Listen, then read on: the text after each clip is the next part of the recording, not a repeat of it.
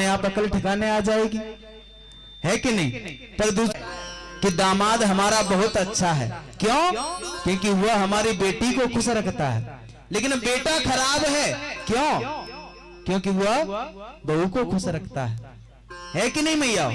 दामाद हमें ऐसा चाहिए कि जो हमारी बेटी को प्रसन्न रखने वाला हो, लेकिन बेटा ऐसा नहीं होना चाहिए कि जो अपनी पत्नी को प्रसन्न रखे, है कि नहीं। सबसे बड़ी घर की यही विडंबना है कि नहीं। आधे से ज्यादा झगड़े की जड़ भी यही है कि जो हमारा पुत्र है वह हमारी बहू की ज्यादा मानता है, हमारी नहीं मानता, है कि नहीं।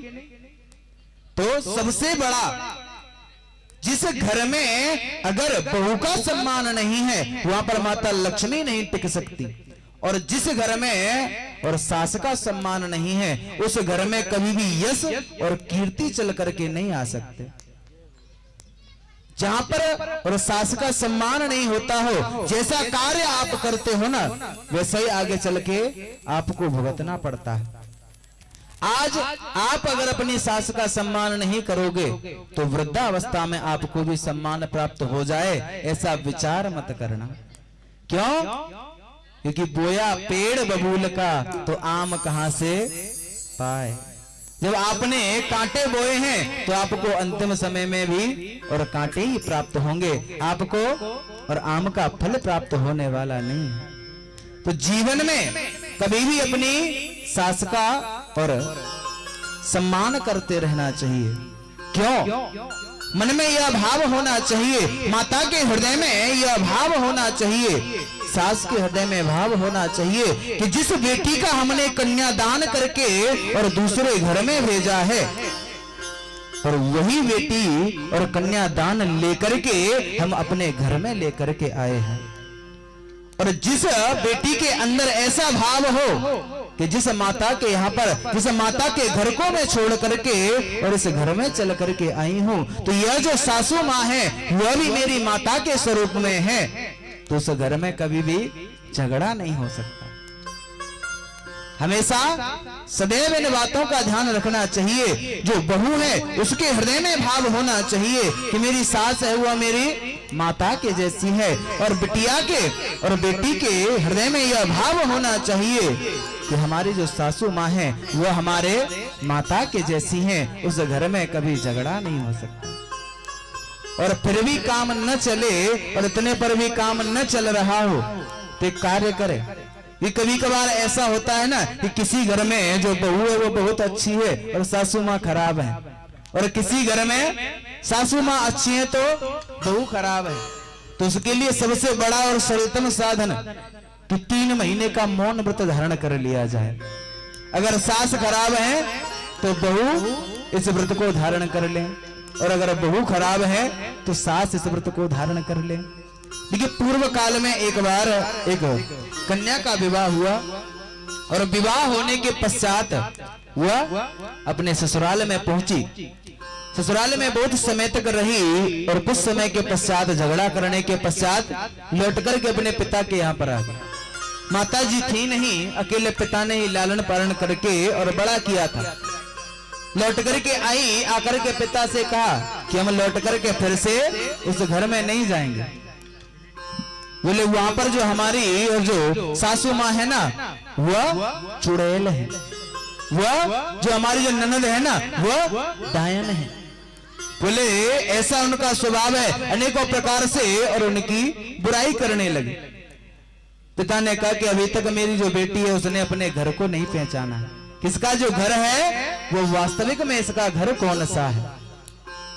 आज पिता ने कहा कि बेटी तुम यहाँ पर रहना चाहती हो रहो। आज समय व्यतीत हुआ, रहने लगी, बहुत थोड़ा सा समय निकला। जिन सखियों के साथ में खेलती थी और थोड़ा ज्यादा समय व्यतीत होने के पश्चात आज वही सखियां हैं और वही ताना मारने लगी कि बहन तुम्हें बहुत समय व्यतीत हो गया, आप यहाँ पर पड़ी हुई हो, अपने घर पर नहीं जाना है क्या।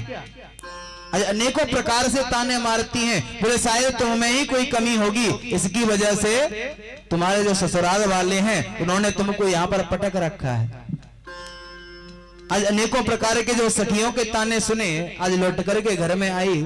विचार करती है कि यहाँ से तो फिर वही अच्छा है, बोले यहाँ के ताने से तो बचेंगे। तो आज विचार करती है, पिता से कहा, बोले पिताजी हम तो अपने ससुराल में लौट करके जाना चाहते हैं, हम तो वहीं पर बढ़िया है।